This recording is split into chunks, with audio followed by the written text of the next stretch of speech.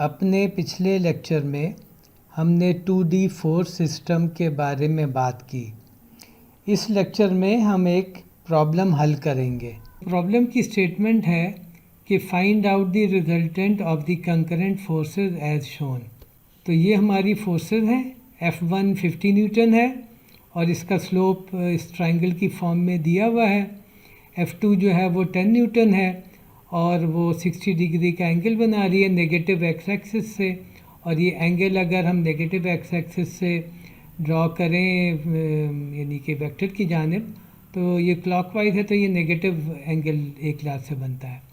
और जो F3 है वो 60 न्यूटन है और ये नेगेटिव वाई डायरेक्शन में है। इस सवाल को हल करने के लिए हमारी सॉल्यूशन स्ट्रेटजी क्या होगी? हम मेथड ऑफ पैरेललोग्राम भी इस्तेमाल कर सकते हैं, मगर वो बेहतर होता है जब एक वक्त में हम दो वेक्टरों से डील कर रहे हों। यहाँ पर हमारे पास 3 वेक्टर हैं।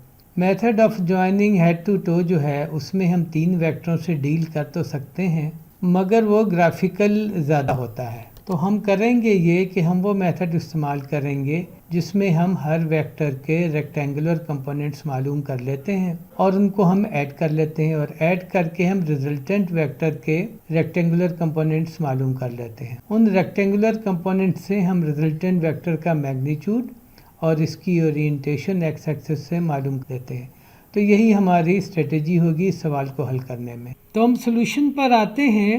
सबसे पहले हमने रेक्टेंगुलर कंपोनेंट निकालने हैं। तो ये हमारा प्रॉब्लम है और हम हर फोर्स वेक्टर के रेक्टेंगुलर कंपोनेंट एक्स और वाई डायरेक्शन में हम निकालेंगे। तो बाकी तो आसान है, मगर हम इस ट्रायंगल को ज़रा थोड़ा सा देख लेते हैं कि ये ट्रायंगल अगर 3, 4 है तो इसका जो डायगोनल है वो 5 होगा। और अगर हम इस एंगल की बात करें कि ये एंगल थीटा है जो कि ये एंगल हुआ, तो इसमें हम डायरेक्टली 3, 4, 5 से कॉस थीटा की वैल्यू 3/5 और साइन थीटा की वैल्यू 4/5 पता कर सकते हैं। अगर हम इस एंगल के बजाय इस एंगल के बारे में बात कर रहे होते तो कोसाइन थीटा 4/5 हो जाता और साइन थीटा 3/5 होता। तो अब हम सारे रेक्टेंगुलर कंपोनेंट अब हम निकाल सकते हैं। तो ये सिचुएशन है कि F1 का जो रेक्टेंगुलर कंपोनेंट एक ये होगा F1x और ये होगा 50 × 3/5। दूसरा कंपोनेंट वाई डायरेक्शन में है जो वो ये होगा और इसकी वैल्यू होगी 50 × 4/5। वेक्टर F2 जो कि नेगेटिव एक्स एक्सिस से 60 डिग्री पर है, उसका x कंपोनेंट ये होगा जिसकी वैल्यू होगी 10 कोसाइन 60 डिग्री न्यूटन। और जो उसका दूसरा कंपोनेंट होगा वो ये होगा और वो होगा F2y 10 sign 60 degree Newton's. Vector F3 पर अगर आएँ तो ये चूँकि नेगेटिव y डायरेक्शन में ऐड कर रहा है तो इसके फर्दर कंपोनेंट तो कोई नहीं होंगे, ये खुद ही होगा जो कि y डायरेक्शन में ऐड कर रहा है। रिजल्टेंट वेक्टर के जो कंपोनेंट होंगे वो हम अब कैलकुलेट कर सकते हैं। तो Rx ये होगा कि आप सारे जो x डायरेक्शन में हैं उनको सम कर लीजिए। तो x डायरेक्शन में सिर्फ 2 कंपोनेंट हैं, एक F1x है और एक F2x है। तो F1x पॉजिटिव है तो वो 30 आ गया और F2x जो है वो नेगेटिव डायरेक्शन में है तो वो -5 आ गया। तो Rx की वैल्यू जो है वो 25 हो गई।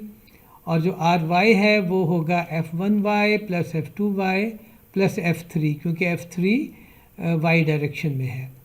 तो F1y जो है वो 40 है, ये F2y जो है वो 8.66 है, वो ये है। और F3 जो है वो नेगेटिव y डायरेक्शन में है तो वो -60 होगा और इसकी वैल्यू हो जाएगी -11.34 न्यूटन। रिजल्टेंट वेक्टर के कंपोनेंट तो हमने निकाल लिए। तो अब हम रिजल्टेंट वेक्टर की मैग्नीट्यूड और ओरिएंटेशन निकालते हैं, फिर उसको ड्रॉ भी करते हैं। तो Rx है 25 न्यूटन, Ry है 11.34। तो R का मैग्नीट्यूड होगा 25 स्क्वायर + -11.34 स्क्वायर और उसकी वैल्यू हो जाएगी यानी कि मैग्नीट्यूड 27.5 न्यूटन। और थीटा होगा टेंजेंट इनवर्स -11.34/25 और वो आएगा theta is equal to -24.4 degrees. यहाँ ये आप देख लें कि आर वाई नेगेटिव है और आर एक्स पॉजिटिव है, तो हमारा जो रिजल्टेंट वेक्टर होगा वो फोर्थ क्वाड्रेंट में होगा। अब हमें अपने रिजल्टेंट वेक्टर का मैग्नीट्यूड और इसकी ओरिएंटेशन पता चल चुकी है, तो हम उसको बड़े आराम से ड्रॉ कर सकते हैं एक्स वाई प्लेन में, और हम उसके जो कंपोनेंट्स आर एक्स और आर वाई हैं वो भी ड्रॉ कर सकते हैं। तो आर एक्स तो एक्स डायरेक्शन में है, वैल्यू 25 न्यूटन है पॉजिटिव, तो ये वेक्टर आर एक्स हो गया। ये वेक्टर जो है आर वाई हो गया जो कि नेगेटिव वाई डायरेक्शन में है और वैल्यू जो है वो -11.34 न्यूटन है।